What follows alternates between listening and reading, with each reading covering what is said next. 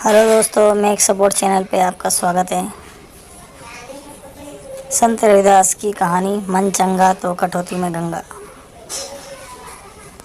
संत रविदास जी अपने कर्म को ही पूजा मानते थे। वह अपनी जीविका चलाने के लिए जूते बनाने का काम करते थे।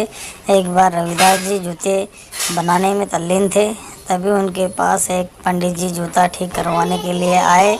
रविदास जी ने पूछा कि आप कहाँ जा रहे हैं?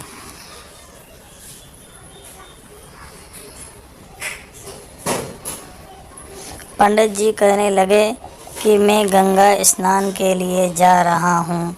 रविदास जी ने यह सुनकर उनको एक कौड़ी दी और कहा कि मेरी ओर से माँ गंगा को अर्पण कर देना।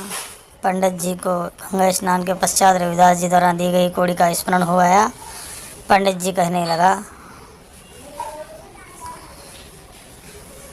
हे माँ गंगा, रविदास जी द्वारा दी हुई इस मुद्रा को स्वीकार करो।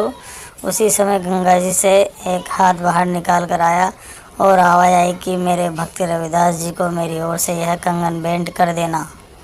पंडित जी यह सब देखकर बहुत चकित थे, क्योंकि उन्होंने ऐसा नज़ारा ना कभी देखा और ना कभी सुना था। पंडित जी जब गंगा स्नान के पश्चात लौट रहा था तो उसके मन में विचार आया। वह सोचने लगे कि रविदास जी को कैसे पता चलेगा कि गंगा जी ने उनके लिए कंगन भेजा है, इसलिए मैं यह कंगन राजा को भेंट कर देता हूँ। उसके बदले में राजा से मुझे बहुमूल्य उपहार प्राप्त हो जाएंगे। ऐसा विचार कर उन्होंने कंगन राजा को भेंट कर दिया। राजा ने वह कंगन अपनी रानी को दे दिया। रानी को वह कंगन बहुत पसंद आया और रानी उसके जैसा दूसरा कंगन लेने का हट करने लगी। उसके बदले में राजा से मुझे बहुमूल्य उपहार प्राप्त हो जाएंगे। ऐसा विचार कर उन्होंने कंगन राजा को भेंट कर दिया। राजा ने वह कंगन अपनी रानी को दे दिया। रानी को वह कंगन बहुत पसंद आया और रानी उसको जैसा दूसरा कंगन लेने का हट करने लगी।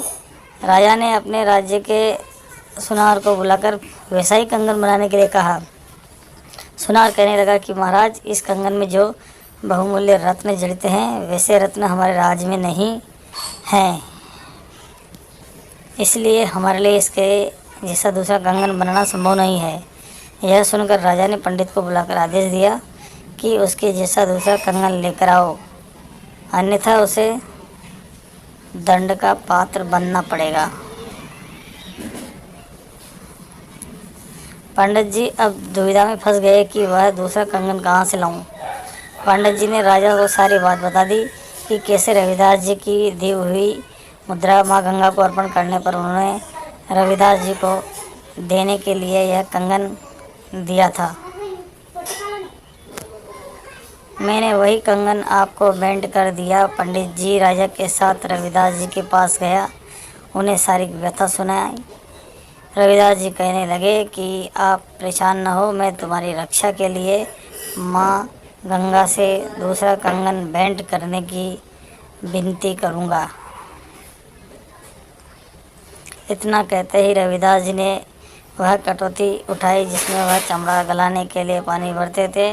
रविदास जी ने माँ गंगा का आह्वान किया और एक हाथ प्रकट हुआ और उन्हें एक कंगन प्राप्त हुआ। रविदास जी ने कंगन ब्राह्मण को दे दिया।